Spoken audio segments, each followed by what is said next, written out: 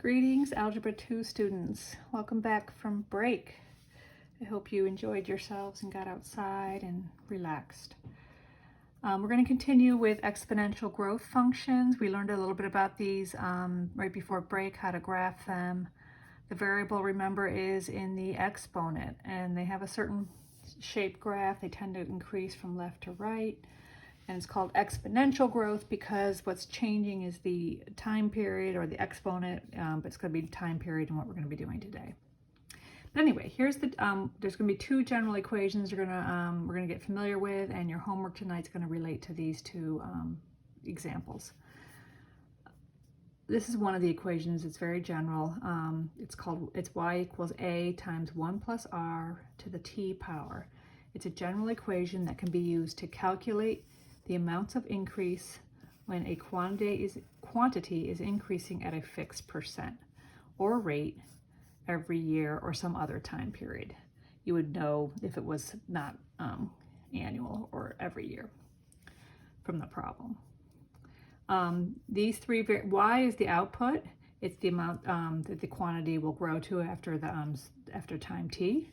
But a here represents the starting or initial amount of whatever is growing. R represents the usual annual rate of increase. It's given as a rate, and you express it as a decimal. You'll see what that means in a minute. And T represents the number of years that have elapsed. So here's an example where we can use this particular model. And model is a word that's used it's like an equation, but it's modeling real world situations, and it's trying to relate quantities to each other. So models are used to predict values over a certain amount of time, although if it's too far away from the data you use to create the model, then the prediction's not so good. And they can also be just if you're looking at a time period and trying to figure out how variables relate to each other, a model can be used to try and understand the interplay between some variables. But anyway, right now think about model as meaning an equation.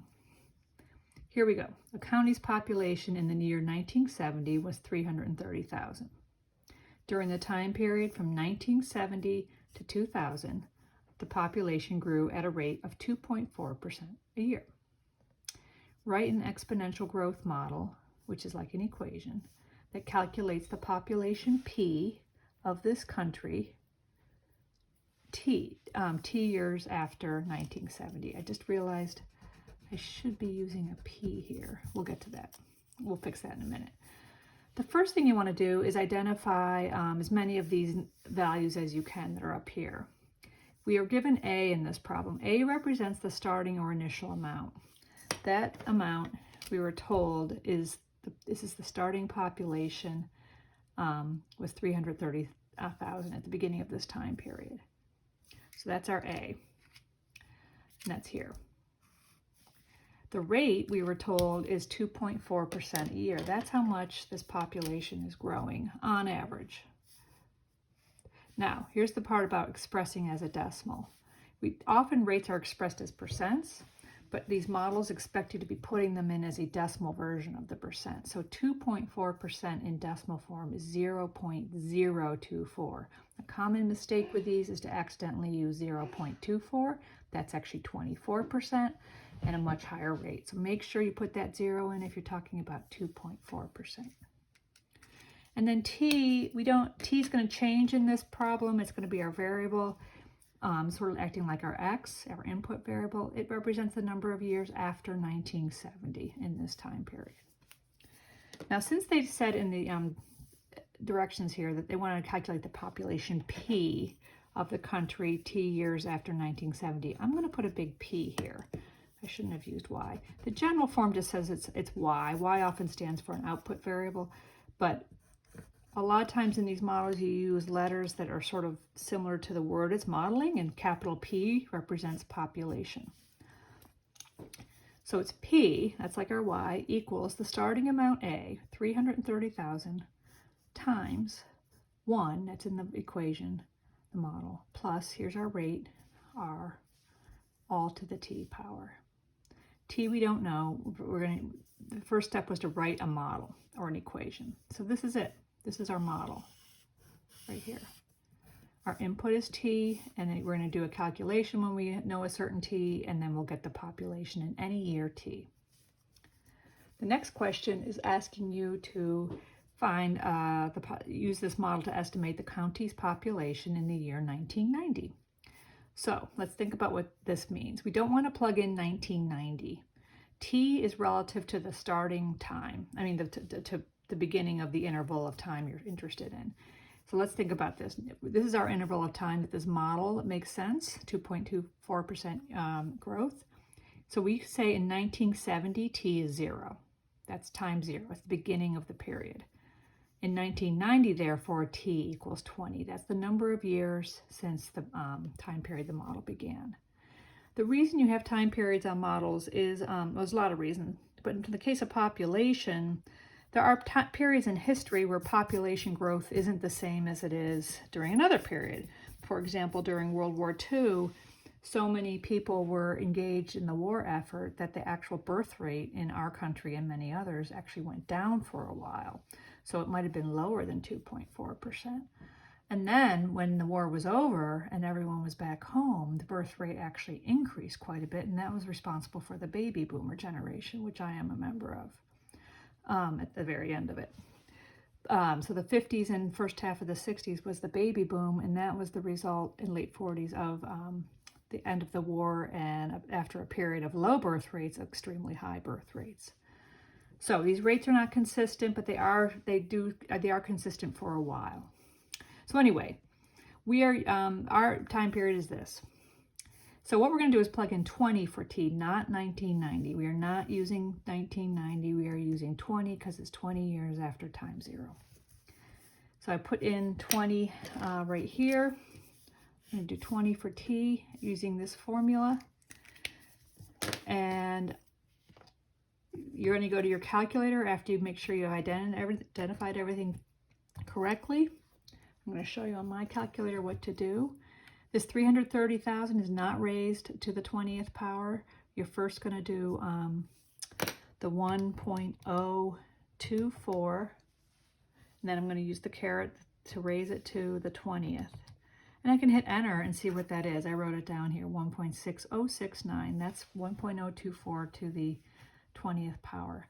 I'm not going to clear my calculator. I just wrote that down to keep track of it, rounded out to 4 decimals, because this is not that big a number. 1 is not a big number, so it's important to write a lot of decimal numbers, and a lot of decimal places. So 1.6 would not be as accurate as 1.6069.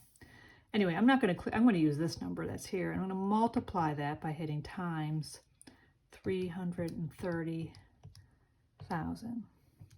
And I get 530,200. Now, since we're talking about population, we're going to round to the nearest integer.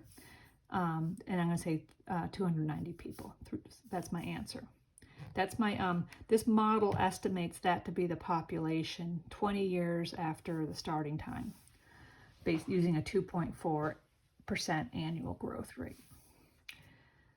So that's that one. Now the next one says graph the equation and use your graph to estimate the year the population reached 400,000 people. We know that's going to be before 20 years because in 20 years it reached 530,000 roughly.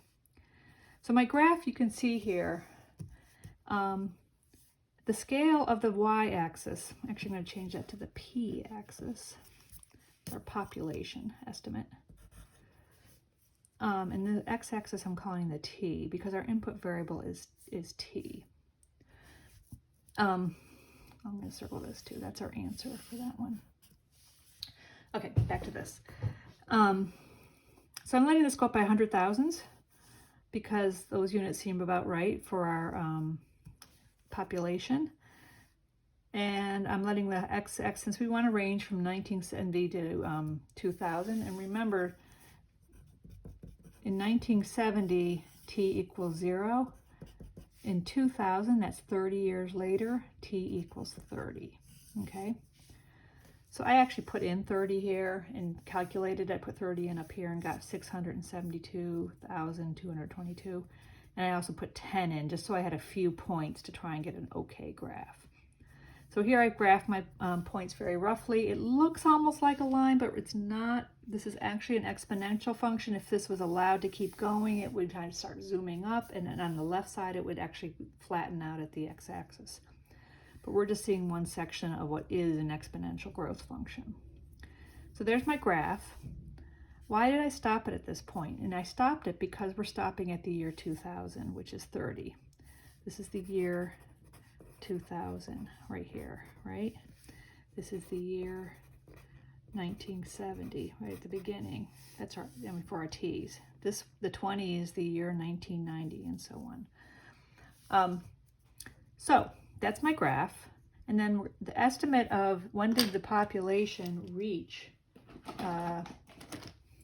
400,000. I'm going to go to 400,000, which is right here on my graph. I'm going to trace over and say, looks like it's about here.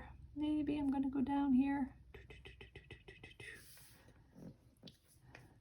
So according to my graph, if this is 5, that would be 7.5. I'm going to guess it's at about, looks like about 8 years. That's my guess. So this is like saying, when does the y equal 400,000? I can say, well, that's my y. I'm going to go over my graph and go down and say, well, the ordered pair that would be right there would be about 400,000-ish. That's my guess. Now I could put 8 in here and see. If I do 1.024, my growth rate to the 8th, and then multiply that by 330,000, I get 398, I don't know if you guys can see this, 1,945. So that's pretty close. That's pretty close to 400,000. So 8's close to the right answer. Our graph made a decent guess. Now, I also want to go over the domain and range of this model. The domain for most exponential functions is all real numbers. You can put anything in for t and calculate and get a real number out. But since this represents a real life problem, the domain is really only the sensible values you can put in for x or t. So the domain is about our input variable, which is t. I'm going to do it in set notation. So t is our variable. T can be a real number. It doesn't have to be even an integer, because I could put in 0.43 years, and that's just part of 1 year, and put it in for t and calculate what the population would be in that fraction of a year. But we do have a condition on t. T cannot be a negative number. So we're going to say t is bigger than 0, because it doesn't make sense to put in negative years. You could put in a negative and it would predict what happened before 1970, actually. But we're saying this model is only good for these 30 years. So we're saying, well, that's what t's gonna range from 0 to 30, because it's a 30-year window that we're looking at. And again, we're using 0 to 30 as our input variables, not 1970 to 2000. The range of the model is our p, our output variable p. And p can be a real number. It's not just these numbers we got. It can be any number from the reals with the following conditions. Our minimum value of p is 330,000. And then our maximum value of p, I'm going to run out of room here, is this point right here, 672, sorry, I ran out of room, 222. That's, p is really between those. I don't know if you guys can see that.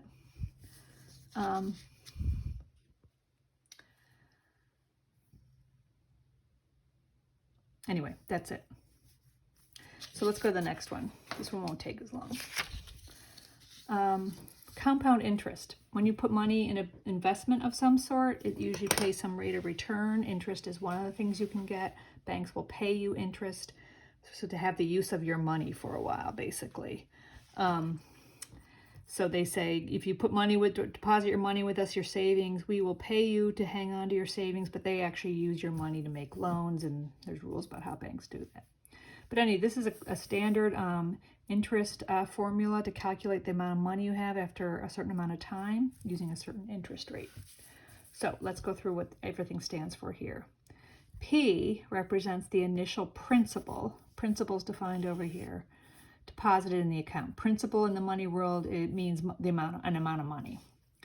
A represents the amount of money in the account after T years. So P is what you put in, A is what you get after what's sitting in the account after a certain number of years, assuming you don't take any money out. R represents the annual rate of interest. Again, it's annual unless otherwise noted in the problem, but and it's expressed as a decimal just like the other model. N, this is a twist that the other model doesn't have, represents the number of times the interest is compounded per year, because most of the time banks don't pay you interest just once a year. They actually pay it usually monthly, but they can pay it. There's all sorts of time periods they can use to split how often they pay you the interest. And bonds have their own too. And then T represents the number of years since time zero. So here's an example. You deposit $5,500 in an account that pays 3.6 annual interest.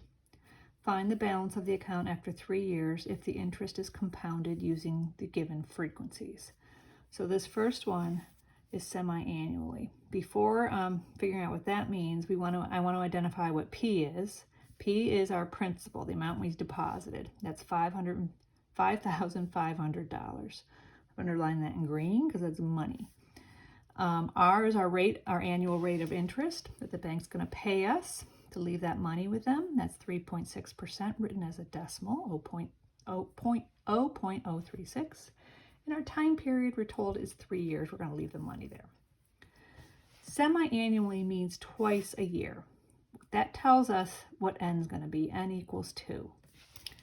So all these values we're going to plug in here. And that's what I do here. You can see them all color-coded in. And then simplify. So first, to simplify, use your order of operations. We're going to do inside these parentheses first. This fraction here simplifies to 0.018. I add that to 1. I get 1.018.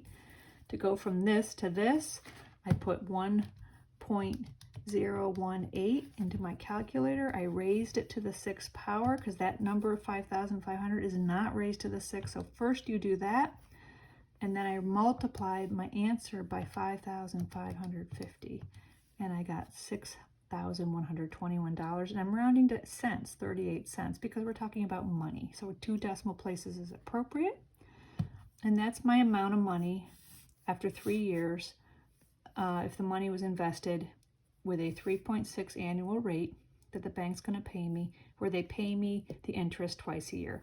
The reason, what you're doing here, when you do divide this interest rate, this annual rate by 2, you're saying, the bank is saying basically, halfway through the year, I'm going to give you half the interest early, kind of. I'm going to pay you the interest. So in June, if you divide the money in January, they're going to pay you half of the interest. The reason, anyway, and then at the end of the year, they're going to pay the other half of the interest. The reason you have to do this 2 times 3 here is that means over 3 years, you're going to get 6 interest payments because there's 3 years and 2 payments a year. Now, this rate's not as good as the annual, but you're going to get it more often. So you usually make more money the more often they split up the rate. All right, so this next one will highlight what I just said. We have monthly payments. So that means monthly means 12 times a year you're going to get paid a fraction of the interest that they're going to owe you. So N equals 12. Same thing we did before, but where I had a 2, we're going to have a 12. And my simplifying is the same. I simplify this first, then on your calculator, you're going to raise 1.03 to the 36. Take that result and multiply by 5,500, and you get 6,126.27.